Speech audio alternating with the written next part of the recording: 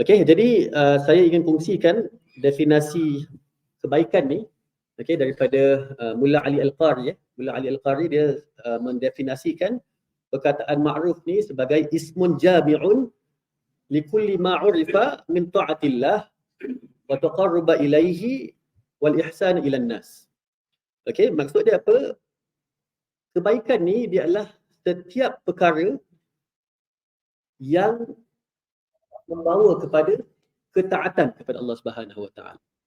Baik ini dia akan ada kena-mena dengan ketaatan, taat kepada Allah Subhanahu Wa Taala. Kerana untuk mendapatkan keredaannya. Okey, wa taqarruba ilaihi, dan setiap perbuatan tu yang akan membawa kita lebih dekat kepada Allah Subhanahu Wa Taala. Wal ihsan ila nas, dan perilakuan dia adalah keperilakuan yang baik. Okey, jadi sekarang ni kita dah faham macam mana kita nak memahami definisi baik tu, iaitu kita kena taat kepada Allah. Jadi sesiapa yang melakukan maksiat kepada Allah, maka dia opposite dia lah. Okey, ataupun setiap perilaku yang kurang elok tu ataupun membawa kita lebih jauh daripada Allah, maka dia opposite baik lah. Okey, jadi untuk kita nak membahas lebih lanjut mengenai wal ihsanu ilan nas, kepribadian kita sebagai orang yang baik ni. Okey, dalam satu hadis ni Nabi cakap, dalam jasad kita ni ada satu anggota, wa fa idza salaha salaha jasad kullu. Okey, kalau dia baik, maka setiap anggota kita akan jadi baik. Apakah itu? Hati kita. Okey, jadi setiap perkara yang kita ungkapkan adalah cerminan hati kita. Okey, jadi kepribadian yang baik dia adalah datang daripada hati yang baik, dan hati yang baik itu dia akan mengeluarkan kata-kata yang lembut ataupun yang keras. Mana satu agak-agak? Okey, soalan dia, kita lebih senang untuk mendekati manusia yang kata-kata dia keras ataupun kata-kata yang lembut? Tabiat dia adalah kata-kata yang lembut kan? Okey, so kata-kata yang lembut ni lah dia merupakan kepribadian orang Islam yang baik sebenarnya. Okey, kerana baginda sallallahu alaihi wasallam dia mengatakan dalam hadis riwayat Muslim, innallaha rafiqun yuhibbur rifq. Sesungguhnya Allah itu maha lembut dan menyukai kelemah lembutan. Okey, jadi kita perhatikan kita perhatikan kelemah lembutan, kesopanan apabila kita berkata dan sebagainya. Cuba kita bayangkan satu manusia ni yang dah teruk sangatlah. Okey, dah tercatat dalam Al-Quran. Dia membunuh anak, dia buat segala crime yang kita boleh lihat. Siapa tu? Fir'aun. Okey, pada hari ini mungkin kita boleh samakan dengan Netanyahu lah. Okey, ataupun ini kita cakap pasal Fir'aun dekat dalam Al-Quran. Okey, apabila Allah memerintahkan Nabi Musa alaihi salam dan juga Nabi Harun untuk nak menyampaikan kepadanya, diperintahkan kepada mereka untuk menyampaikan dengan kasar ke dengan lembut?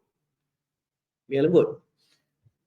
Okey, memang susah untuk kita nak imagine macam mana kita nak menghadapi orang yang memang dah teruk sangat, tapi kita nak kena berbual dengan secara lembut dengan mereka. Okey, jadi ini adalah hikmah yang Allah mengatakan idhhaba ila fir'auna innahu tagha. Okey, pergilah kamu berdua kepada Fir'aun kerana dia telah melampau batas. Faqula lahu qawlan layyinan la'allahu yatadhakkara aw yakhsha. Dan katakanlah kepada mereka kata-kata yang layyin, yang lembut. Okey, dengan sopan. Mudah-mudahan dia akan teringat dan dia akan takut. Masya-Allah. Dalam surah Ali Imran pula. Okey, Allah mengatakan fa bima rahmatin minallahi lintalahum walau kunta faddan ghalidhal qalbi lan faddu min hawlik. Maka Allah mengatakan kepada baginda sallallahu alaihi wasallam, maka disebabkan rahmat daripada Allah lah kamu berlaku lemah lembut terhadap mereka. Sekiranya kamu bersikap keras, lagi berhati kasar, tentulah mereka akan menjauhkan diri dari sekelilingmu. Okey, jadi itu pasal kalau kita nak cakap pasal kepribadian ni, kadang-kadang kita lebih susah untuk mendekati orang yang keras hati. Okey, compare tu dengan orang yang lembut hati, yang lebih senang untuk kita nak mendekati mereka. Jadi para ulama mengatakan sikap keras di sini dia terbagi kepada dua. Satu adalah bertutur kata yang kasar. Yang kedua adalah dengan bertutur kasar ni dia akan membuat orang jauh daripada kita. Okey, jadi di sini dakwah dia akan menjadi kurang efektif lah. Okey, kalau kita kurang menyampaikan dengan hikmah, sikit-sikit kita nak hentam orang tu dan sebagainya, maka dia akan lebih jauh daripada kita. Okey, jadi soalan seterusnya. Kadang-kadang kita terfikir ataupun kita sendiri rasa kalau aku selalu buat baik kat orang, nanti orang pijak kepala kita. Macam mana pula macam gini? Nanti kita senang kena pijak dan sebagainya kan? Maka kalau kita kembali kepada firman Allah Subhanahu Wa Taala dalam surah Fussilat. Okey, Allah mengatakan apa? Wala tastawil hasana wala sayyi'ah. Okey, kebaikan ni dengan kejahatan ni dia tak sama.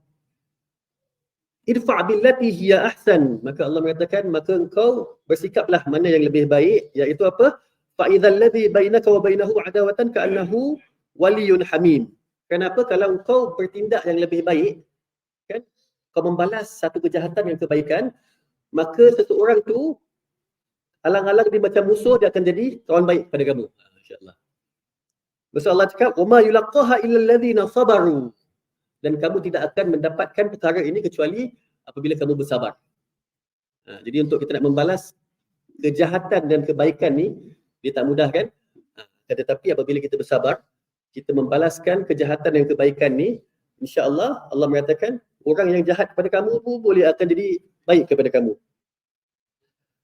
Okey, jadi dari segi toleransi pula ataupun kita mengatakan tasamuh. Okey, kita sebagai orang Islam kita diajarkan untuk bersikap toleransi ataupun menyenangkan urusan orang lain dan sebagainya. Okey, akan tetapi kita nak kena perhatikan ada perkara yang kita boleh lembut, ada perkara yang kita dah tak boleh lembut lagi lah. Okey, kerana apa? Kerana dia terdapat satu kelembutan yang dipanggil sebagai mudahana. Mudahana ni satu perkara yang tercela dalam Islam. Okey, dia kembali kepada surah Al-Qalam ayat ke-9 di mana Allah Subhanahu Wa Taala mengatakan waddu law tudhinu fayudhinun. Okey, kerana pada zaman Nabi sallallahu alaihi wasallam orang-orang kafir Quraisy ni mengatakan, Nabi, kau relax sikitlah, kau lembutlah dengan kita. Okey, kau compromise dengan kita, kita pun akan compromise dengan kau. Okey, maka when it comes to compromising in terms of the deen, maka Nabi cakap tak ada, dia ada batasan dia. Okey, kita orang Islam kita ada prinsip. Okey, bila comes to the matters of religion, kita tak boleh lembut lagi dah. Okey, kenapa kita orang Islam, kita menyembah Allah yang satu, kita ada kita punya prinsip dalam persoalan agama. Okey, untuk kita nak memahami lebih lanjut perkataan mudahana ni, mudahana ni Al-Qurtubi beliau mengatakan al-mudahana dia adalah tarkuddin li salahid dunya. Mudahana ni apabila seseorang tu dia meninggalkan agama demi kepentingan dunia. Wa'iyadzubillah. Kadang-kadang kita nak berlaku sopan, berlaku baik dan sebagainya kan, sampai bila kita nak gadaikan agama kita pun kita biarkan sebegitu. Tak ada orang yang nak mempertahankan agama kita. Maka ini adalah sikap tercela dan dia tak termasuk daripada sikap tadi yang saya katakan tadi, kelembutan hati untuk nak menyenangkan orang. Okey, kita apabila menyenangkan orang dia dipanggil sebagai mudarah. Mudarah tadi Ibn Manzur mengatakan dia adalah apabila kita bersikap lembut kepada orang itu untuk menggaulinya dengan baik agar orang tidak menjauhkan diri kepada kita. Itu okey. Tapi apabila kita senang dengan orang tu senang untuk nak menjatuhkan agama kita, kita tidak membela agama kita, maka itu tercelalah mudahana yang tadi kita cakapkan tadi. Okey, moga apa yang saya sampaikan pada malam ini bermanfaat buat kita dan mudah-mudahan Allah Subhanahu Wa Taala menjadikan kita daripada hamba-hambanya yang baik, yang mencari ketaatannya dan berlemah lembut antara sesama Islam, dan kita dapat berkeraslah dengan orang yang menentang agama Islam. Aqulu qawli hadza wa astaghfirullahal azim li wa lakum. Wassalamualaikum warahmatullahi wabarakatuh.